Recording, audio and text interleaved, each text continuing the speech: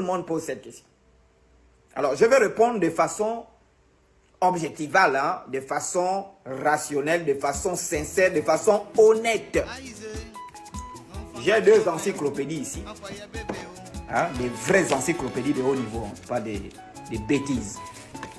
2 encyclopédies, et dans les 2 encyclopédies, il y a 2 auteurs clés. Ici. Hein? Donc 2 auteurs clés, des classiques, vraiment, qui ont abordé la question de l'existence de Jésus. Mais le problème avec ces auteurs, ils ne parlent pas de Jésus, ni encore de Jésus de Nazareth ou de Jésus-Christ. Ils parlent d'un personnage qu'on appelle Christos et d'un personnage qu'on appelle Yeshua. Voilà. Et donc, je vais expliquer parce qu'il faut faire la différence entre Yeshua et Jésus-Christ, qui est un cube tétratronique créé par l'Église catholique pour emballer les gens, amener les gens dans l'enfer. Parce que Jésus de Nazareth est un cube tétratronique que l'Église catholique, les Romains aussi avaient volé à l'ancienne civilisation qu'on appelle les tétrailles. Ils ont volé ça, ils ont amené à Rome et ils ont mis ça pour dire Jésus-Christ c'est le Seigneur. Et tous ceux qui prononcent Jésus-Christ est Seigneur, ils rentrent, leur esprit rentre dans le cube tétratronique, gouverné par les 4 éléments de la terre que sont le feu, l'air, le vent et l'eau.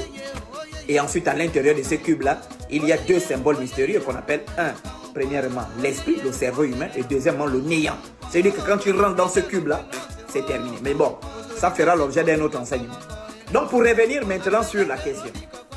Alors, 2 historiens clés. Moi, je suis honnête, je suis un chercheur en histoire. Et donc, quand j'ai fait des découvertes en histoire qui sont rationnelles et sincères, ben, je la raconte de façon rationnelle. Premier élément de rationalité qui prouve que Yeshua, pas Jésus, Yeshua a existé, c'est Flavius Joseph qui est un historien juif et pharisien.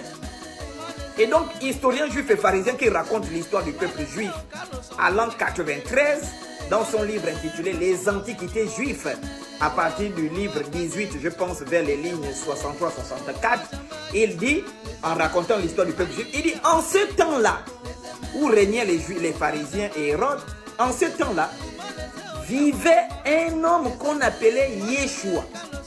Il était très sage et enseignait la vérité aux gens. Ponce Pilate l'a crucifié pour éteindre le mouvement qu'il venait de créer.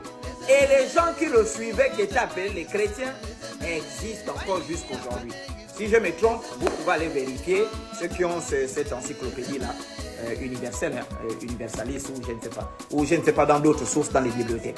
Voilà donc, premier élément qui prouve que Yeshua, il y a eu un personnage, un prédicateur qui s'appelait Yeshua, qui était très sage comme le chocolat des filles et très intelligent comme le chocolat des filles. Bon, moi, je lui dépasse l'intelligence parce que lui, il était dans l'Antiquité. Et donc, ça, c'est première preuve. Deuxième preuve, très rationnelle encore. C'est vrai qu'elle peut poser des problèmes au niveau historique parce qu'à l'époque où Tacite raconte cette histoire-là, ben, il y a un Jésus Jésus-Christ qu'on appelle à l'époque Shimon Bar Korba et qui va se faire tuer à l'an 120, il va devenir Shimon Ben Kosiba. Et donc, il y a Tacite qui est un historien romain qui raconte l'histoire des gens avec beaucoup de mépris, ce qui prouve que vraiment c'est encore rationnel. Il dit, dans son annale, rédigé à l'an 116 après Jésus-Christ, donc en partant de l'an 0 à l'an 116 après Jésus-Christ, il dit, pour faire taire toutes les rumeurs, Ponce Pilate décida de tuer Christos. C'est ça, hein? Ponce Pilate décida de tuer Christos. Voilà, donc c'est ce qu'il dit. Et il dit, décida de tuer Christophe, qui avait bâti un mouvement dont les adeptes, on les retrouvait en Galilée, le berceau du mal, mais aussi à Rome. Voyez ce que Tacite dit.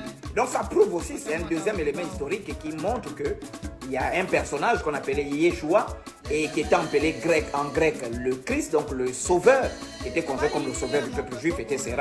Maintenant, pour revenir, il faut distinguer ce personnage-là qui n'était pas Dieu, hein, parce que Yeshua n'a jamais été dit qu'il était Dieu. Il s'est défini comme un serviteur de Dieu. Il a été envoyé par Dieu pour amener le peuple juif à la repentance, pour amener le peuple juif à Dieu. C'est l'église catholique au concile de Nicée. Et la mère de ce salaud qu'on appelle Constantin qui a fait un rêve sur le tombeau de Jésus, cette pétasse-là. Voilà.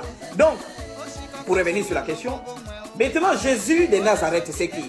Mais c'est Satan, Jésus de Nazareth, c'est Satan. Parce que vous ne pouvez pas me dire que Yeshua va devenir, on va traduire le nom Yeshua en grec, ça devient Yesu. Et on va traduire, on va latiniser Yesu pour donner Jésus. Jésus, hein. Et on va latiniser ça, Yesu, pour donner Jésus, ou encore franciser, comment est-ce qu'on appelle Yesu, ou Yeshua pour donner Jésus, c'est pas possible. Jésus de Nazareth est un cube tétratronique, qui est un cube très diabolique que l'église catholique détient à Rome, et c'est avec ça qu'elle envoûte tous les peuples. Merci. Jésus n'a jamais existé. Cette histoire d'Userere, fils d'Osis et d'Osiris. Les recherches de Kalalo Mutunde en parlent, Médusa. Oh, mais soyons sérieux, s'il vous plaît. S'il vous plaît. Ne soyons pas comme les chrétiens. Ce sont les chrétiens qui sont les plus malhonnêtes de la terre. Ils ne sont pas sincères dans leur cœur. C'est pourquoi eux, ils disent le mensonge. Moi, je ne dis pas le mensonge. Je ne parle jamais du mensonge en matière de spiritualité. Parce que je défends la spiritualité africaine et je ne dois pas venir mentir. Je dois être sincère dans mon cœur et sincère avec l'histoire. C'est bon? Et tu cites Kalalo Mutunde. Kalalo Mutunde n'a jamais remis en question l'existence de Jésus. Jamais. Il faut bien l'écouter. Lorsque on pose la question à Kalalo Mutunde, est-ce que Jésus a existé?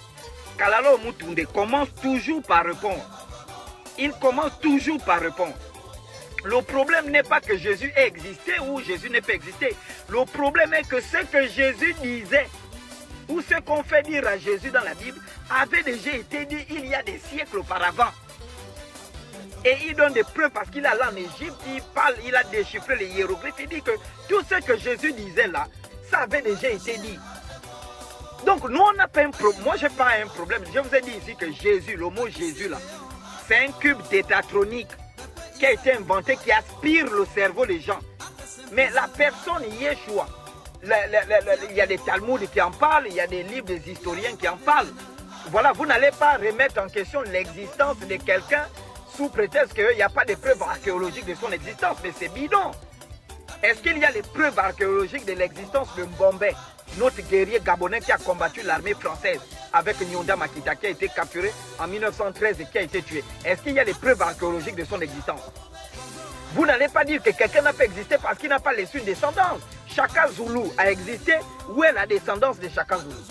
Donc la personne Yeshua, le prédicateur Yeshua, peut avoir existé.